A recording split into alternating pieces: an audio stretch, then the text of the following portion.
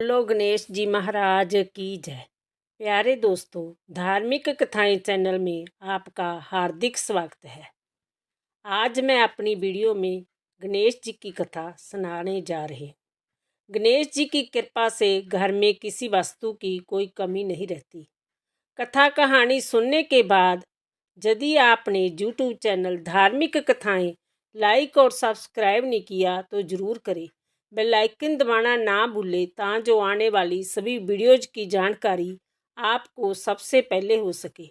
Video को पूरी सुनने के बाद कमेंट बॉक्स में जय श्री गणेश लिखना ना भूलें।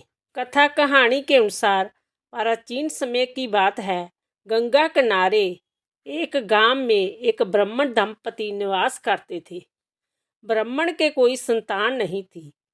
ब्राह्मण जी गणेश जी का परम भक्त था। वह ब्राह्मणी से हमेशा कहता था कि गणेश जी हमारे मन की इच्छा जरूर पूरी करेंगे। दोस्तों, एक समय ब्राह्मण को किसी कार्यवश 2-3 दिन के लिए दूसरे गांव जाना पड़ा। जाने से पहले ब्राह्मण ने ब्राह्मणी से कहा, देखो भाग्यवान, मैं कार्यवश दूसरे गांव जा रहा हूँ। तू पीछे से हर रोज नियम पूर्वक गणेश जी को स्नान करा, वस्त्र पहना, भोजन बनाकर जिमा देना। ब्राह्मणी ने कहा, आप निश्चिंत होकर जाइए, सब कर लूंगी। दोस्तों, ब्राह्मणी को समझाकर ब्राह्मण देव चले गए। अगले दिन ब्राह्मणी उठी। पहले उसने स्वयं स्नान कराया और फिर लोटा भर जल लेकर गणेश जी के पास पहुंच गई।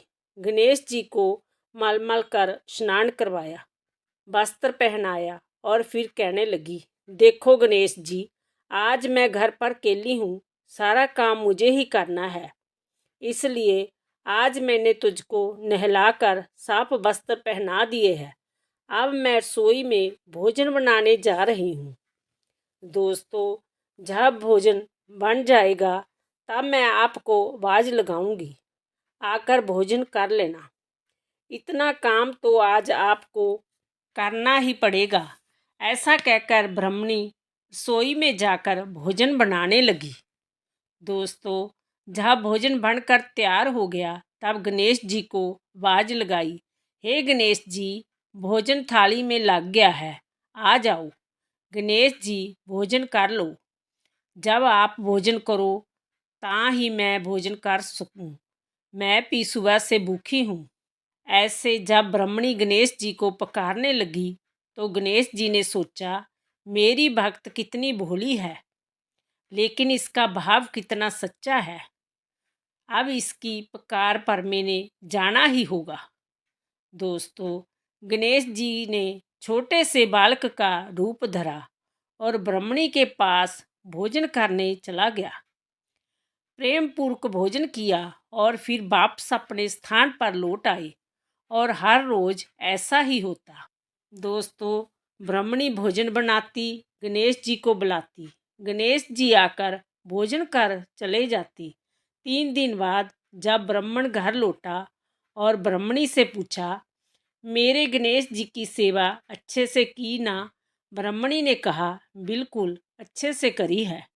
कभी लड्डू खिलाए, कभी खीर चूरमा, कभी हलवा पूरी का भोग लगवाया। रोज थाली भरकर भोजन देती और गणेश जी अच्छे से खाते। ब्राह्मणी की बात सुनकर ब्राह्मण बोला, जय, तू क्या कह रही हैं? ब्राह्मणी ने कहा, नहीं यकीन तो सुबह छुप कर बैठ जाना और देख लेना। ब्राह्मणी ने कहा, ठीक है। दोस्तों, अगले दिन ब्राह्मणी ने वैसे ही नियम पूर्वक अपना कार्य किया। सोई में भोजन बनाया और गणेश जी को वैसे ही भावपूर्वक पुकारा। गणेश जी बालक का रूप धर कर आए, भोजन किया और जाने लगे। ब्राह्मण बाहर निकल कर आया और गणेश जी के चरणों में पड़कर कहने लगा, हे गणपति जी, मैं सदा आपकी पूजा भक्ति करता रहा, लेकिन आपने कभी दर्शन नहीं दिए और ब्राह्मणी को ना केवल दर्शन दिए बल्कि इसका भोग भी स्वीकार किया। तो गणेश जी कहने लगे, हे ब्राह्मण, तूने मेरी पूजा भक्ति तो हमेशा की, तूने मुझे एक मूर्ति समझकर भावपूर्वक मुझे नहीं पुकारा।